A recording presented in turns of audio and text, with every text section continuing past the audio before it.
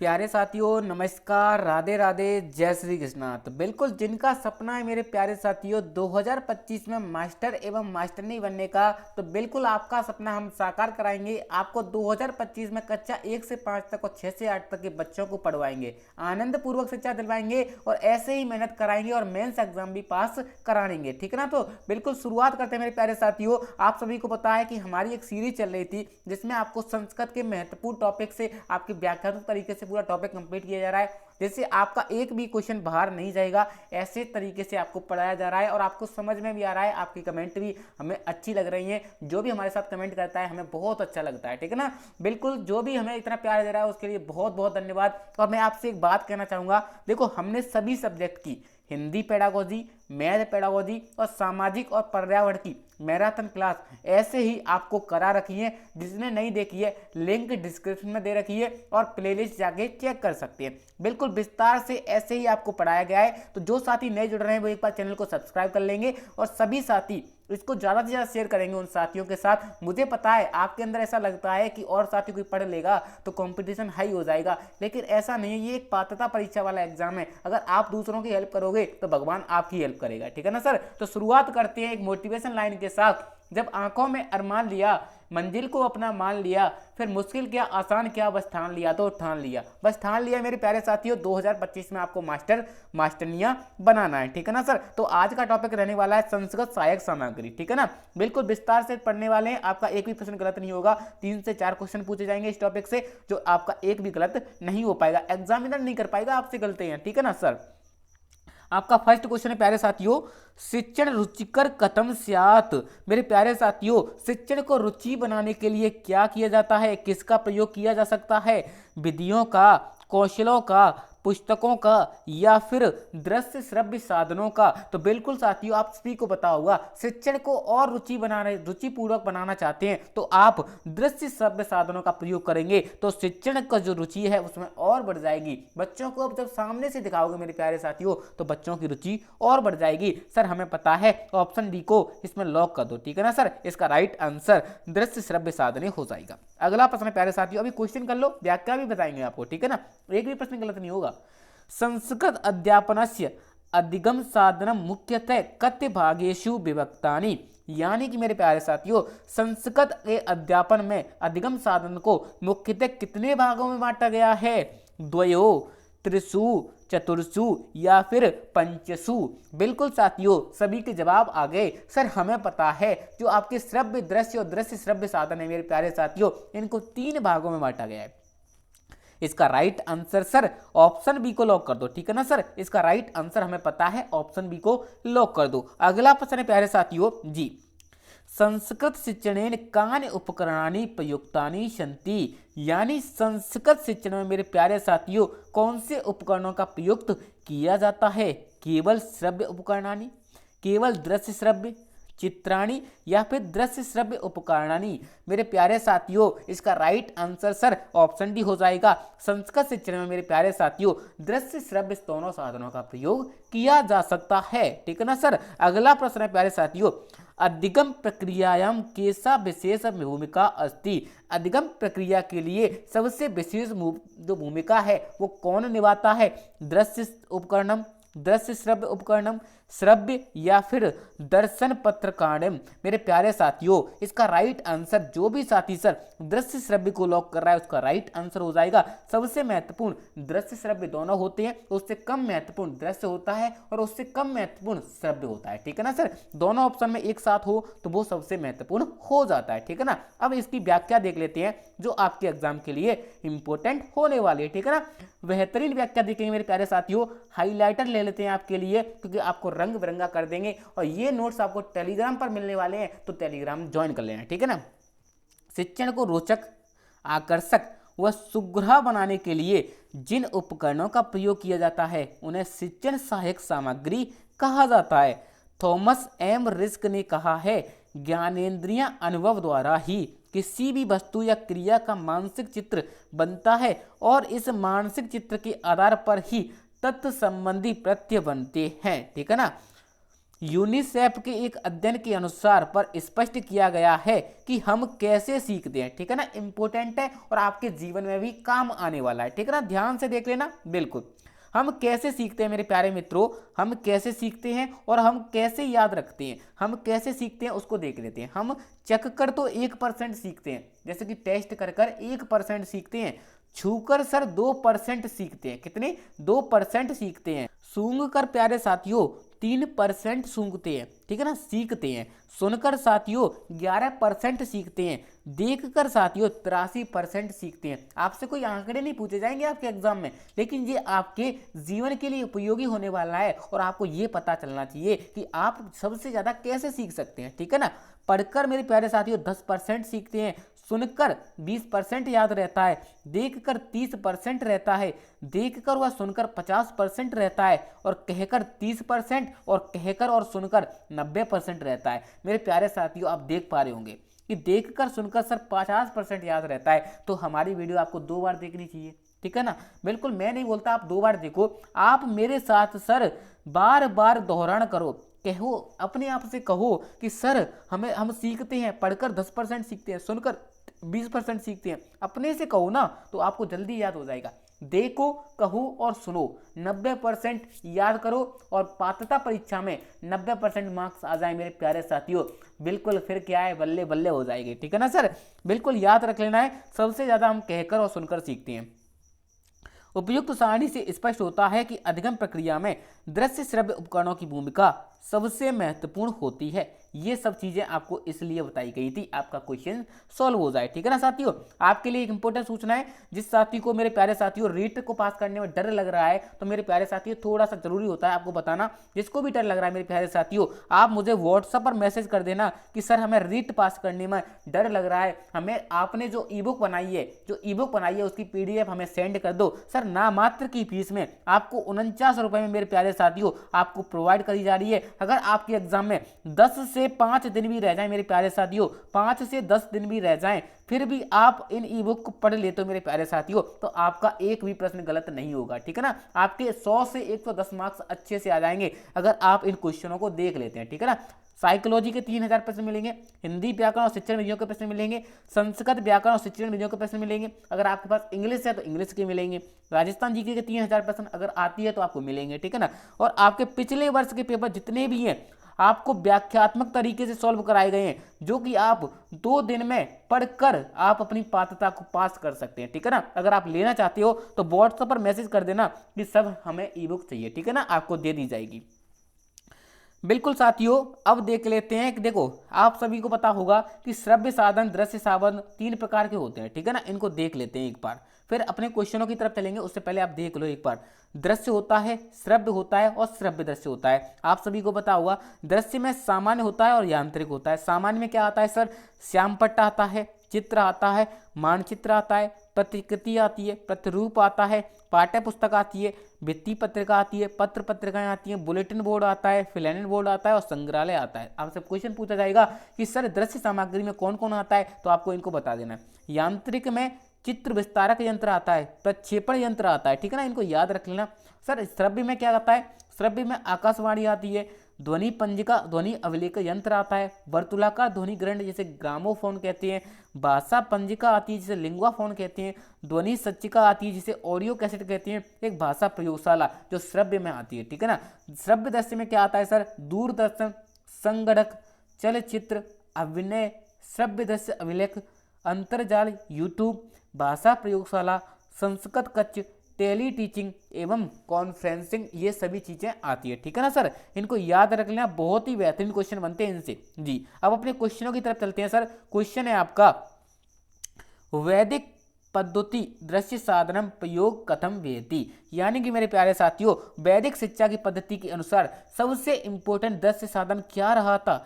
पाठ्य पुस्तक का प्रयोग करते थे, स्पोर पत्र का प्रयोग करते थे, प्रदर्शन पट्ट का प्रयोग करते थे या फिर तालपत्रेषु विलिप्त खाना रेखांचित्रण प्रयोग करते थे। तो बिल्कुल सर आप सभी को पता होगा सबसे पहले क्या प्रयोग करते थे सर, हमें पता है बिल्कुल क्या करते थे, तालपत्रेषु विलिप्त खाना, यानी कि मेरे प्यारे साथी तालपत्रेषु होता है पत्थर पर लिखा हुआ एक रेखांकित प्रयोग होता था। जैसे कि ये एक आपका बोर्ड की तरह होता था जिस पर क्या होते थे, शब्द बने हुए थे। तो इसका right answer sir option D हो जाएगा, ठीक है ना सर। अगला प्रश्न है प्यारे साथियों, दृश्य श्रव्य साधने कस्य उपयोग क्रियते, दृश्य साधन का प्रयोग कैसे करते थे, शुद्ध लेखन के रूप में, उच्चारण के रूप में या फिर केवल पढ़ने के रूप में।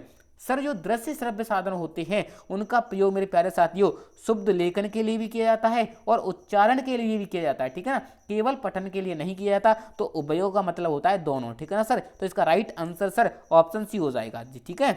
इसके बारे में देख लेते हैं। दृश्य साधन वे साधन होते हैं जिनका प्रत्यक्ष देखकर छात्र किसी भी विषय को सुगमता से समझते हैं, वे साधन शिक्षण में प्रयुक्त होते हैं, ठीक है ना सर।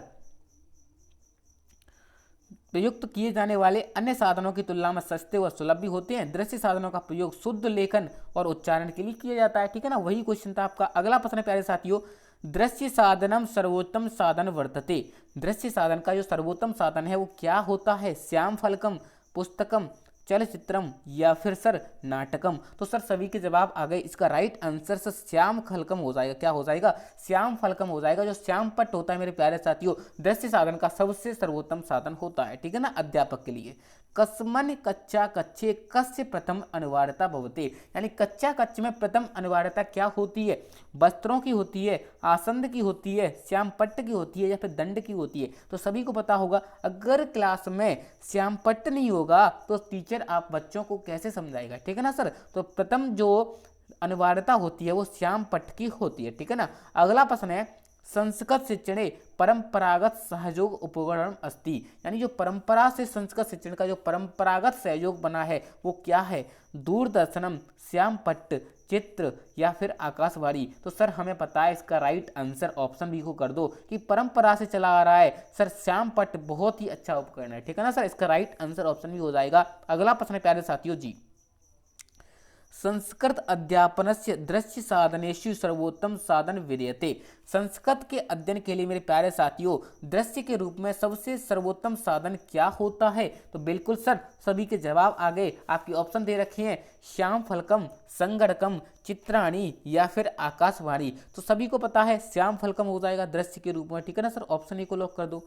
संस्कृत अध्यापकस्य अभिन्न मित्रम अस्ति, यानी अध्यापक का जो अभिन्न मित्र होता है वो क्या होता है, श्याम पट्ट होता है, चार्ट होता है, चित्र होता है या फिर मानचित्र होता है। तो सर इसका राइट आंसर जो भी साथी सर ऑप्शन ए को लॉक कर रहा है उसका राइट आंसर हो जाएगा श्याम पट्ट को लॉक कर दो सर, ठीक है ना सर। अगला प्रश्न है प्यारे साथियों, अल्प मूल्यनेव सुलभ दृश्य साधनम किम अस्ति, अल्प मूल्यने सुलभ दृश्य साधनम किम अस्ति, यानी कि मेरे प्यारे साथियों यानी सुलभ साधन यानी दृश्य साधन के लिए रूप में अल्प साधन कौन सा है, ध्वनि मुद्रण यंत्रम, संगणक यंत्रम, ध्वनि प्रसार यंत्रम या फिर श्याम फलकम। तो मेरे प्यारे साथियों आप सभी को पता होगा ये सभी क्या है, ध्वनि यंत्रम स्वर्ण सुनने का है, संगणक कैसा है, दृश्य श्रव्य है, ध्वनि प्रसार कैसा है, श्रव्य है, लेकिन दृश्य का पूछा है आपसे तो दृश्य का श्याम फलकम हो जाएगा। क्या हो जाएगा, श्याम फलकम हो जाएगा सर। ऑप्शन डी को लॉक कर दो। अगला प्रश्न है प्यारे साथियों,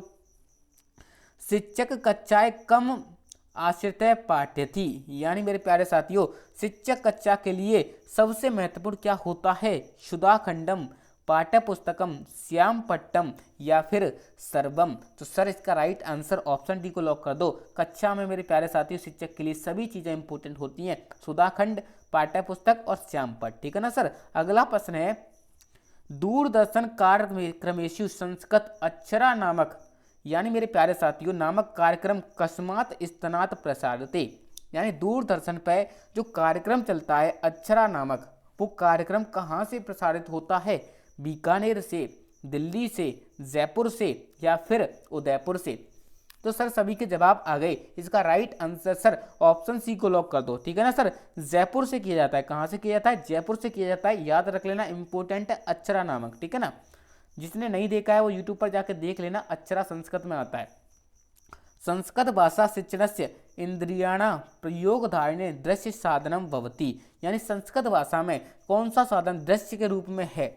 पाठ्यपुस्तकम, सीतावाद्यम, ग्राहक यंत्रम या फिर आकाशवाणी। सीतावाद्य और आकाशवाणी कैसे हैं? श्रव्य हैं। जो ग्राहक यंत्र है मेरे प्यारे साथियों, ये भी श्रव्य की श्रेणी में आता है। तो इसका राइट आंसर सर पाठ्य पुस्तक हो जाएगा। क्या हो जाएगा? पाठ्य पुस्तक हो जाएगा।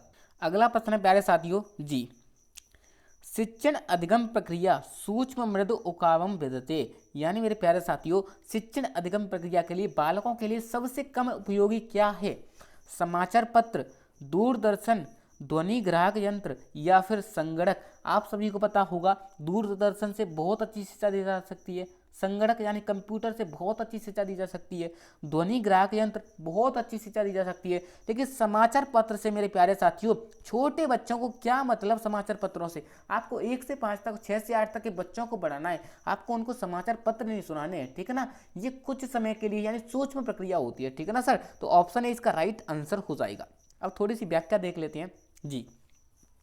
श्यामपट्ट के बारे में देख लेते हैं। श्यामपट्ट के जब से क्वेश्चन बनने थे, किसी भी कच्चा खच्च में श्यामपट्ट का होना पहली अनिवार्यता होती है। आपका क्वेश्चन पूछा गया था।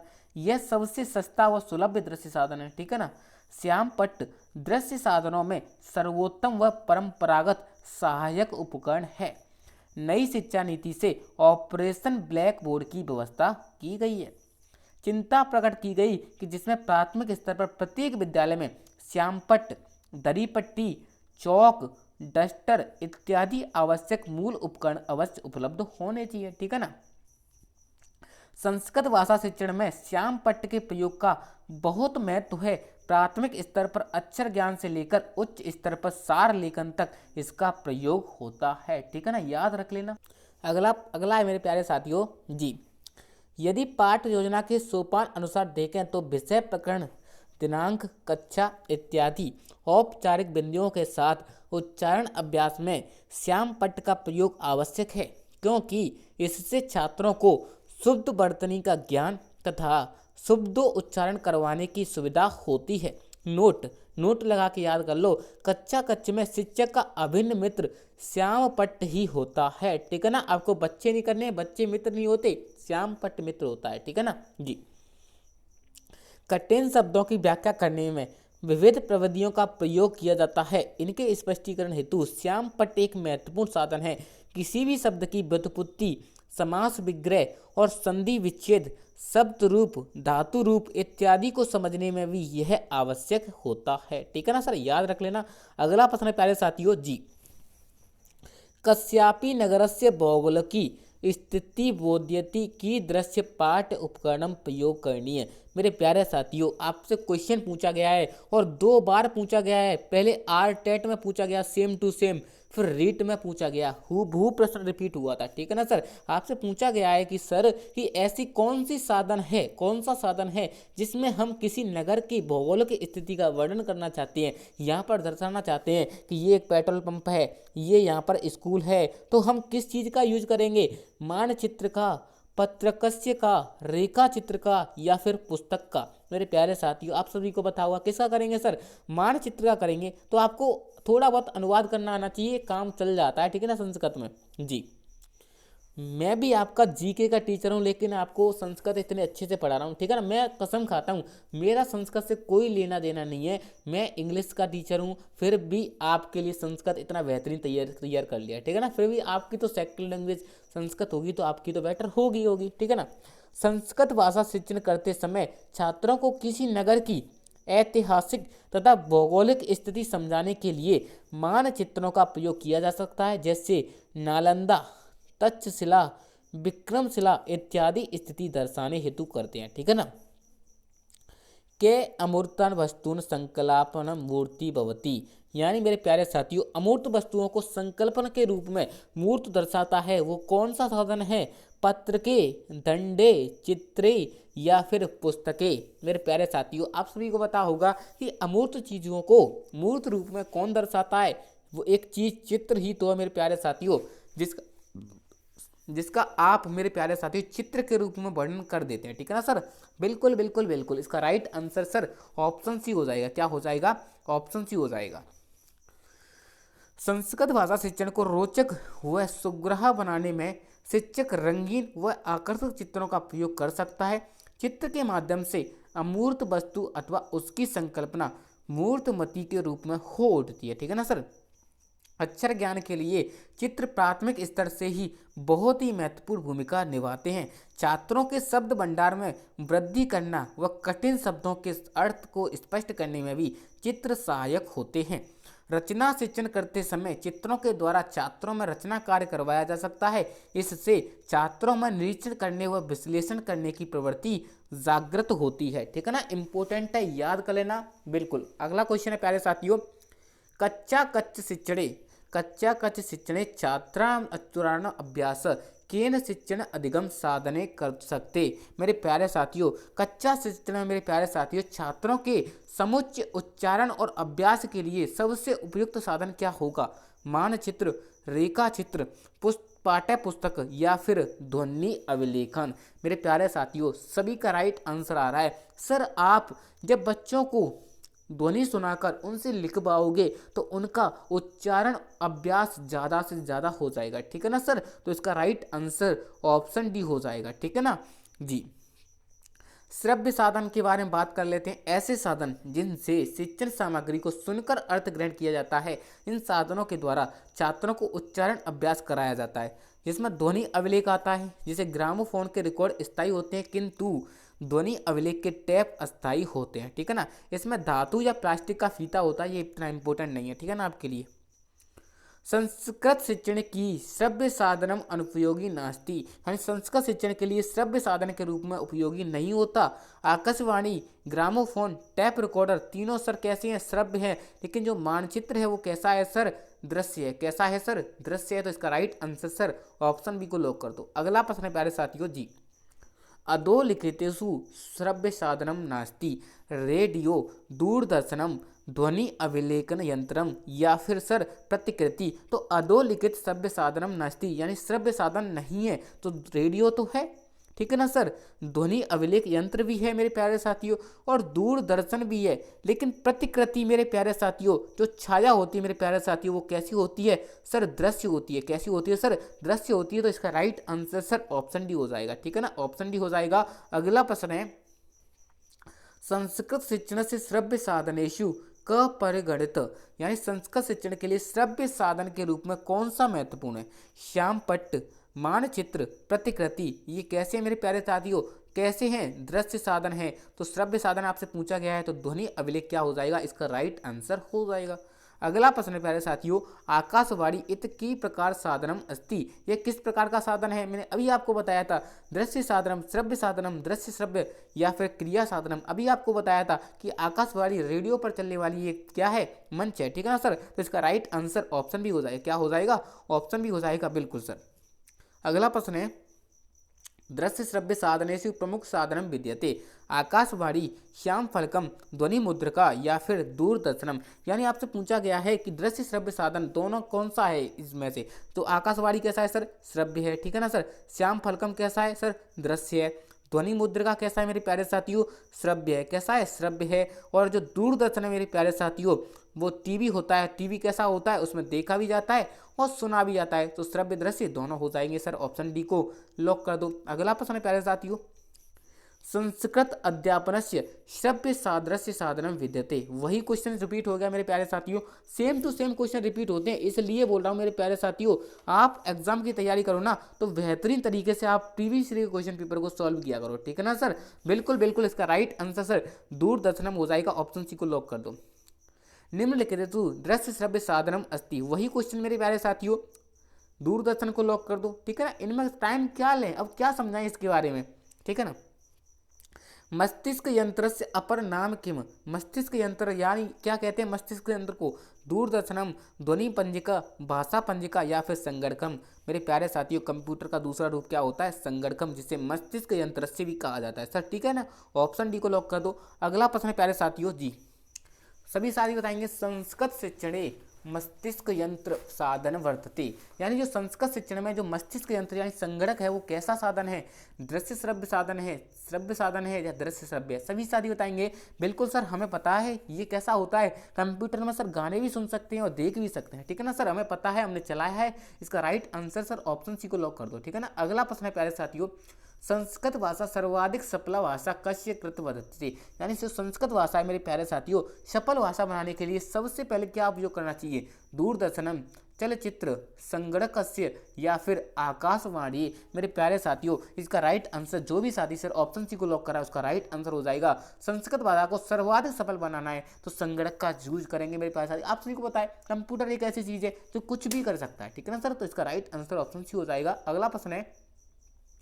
संस्कृत भाषा सर्वाधिक समीचीना भाषा कथ्यते, दूरदर्शनम, संगणकम, चित्रारम या ध्वनि विस्तारक यंत्रम, यानी सर्वाधिक समीचना किसने की है मेरे प्यारे साथियों। बिल्कुल सर इसका राइट आंसर जो भी साथी सर ऑप्शन बी को लॉक करा उसका राइट आंसर हो जाएगा संगणक अर्थम हो जाएगा, ठीक है ना सर, इसका राइट आंसर ऑप्शन भी हो जाएगा। अब देख लेते संगणक के बारे में, इतना कुछ पढ़ रहे हैं तो आप सभी को पता होगा संगणक आज हमारी अपरिहार्य आवश्यकता बन चुका है। आप सभी को पता है सभी चीज़ें कंप्यूटर से बनी है, वीडियो बना रहा हूँ आप कंप्यूटर से बना रहा हूँ, सॉरी। संस्कृत शिक्षक भी अपने शिक्षण को रोचक व सुग्राह बनाने के लिए संगणक का प्रयोग कर सकते हैं। वैज्ञानिकों ने यह सिद्ध किया है कि संस्कृत भाषा संगणक के लिए सर्वाधिक सफल भाषा है, ठीक है ना, क्योंकि इसका व्याकरण नियम सूत्रबद्ध व क्रमबद्ध होता है। संगणक को विद्युत मस्तिष्क यंत्र के नाम से भी जाना जाता है, ठीक है ना सर। अगला प्रश्न है, अभिनय कत विधो भवति, अभिनय होता है वो कितने प्रकार का होता है, द्विविधि, चतुर्विधि, त्रिविधि या फिर पंचविधि। अभिनय की कितनी विधि होती है मेरे प्यारे साथियों, बिल्कुल सर हमें पता है, इसका राइट आंसर ऑप्शन भी हो जाएगा चतुर्विधि होती है। कौन कौन सी होती है सर एक बार बता दो, बिल्कुल बता देते हैं।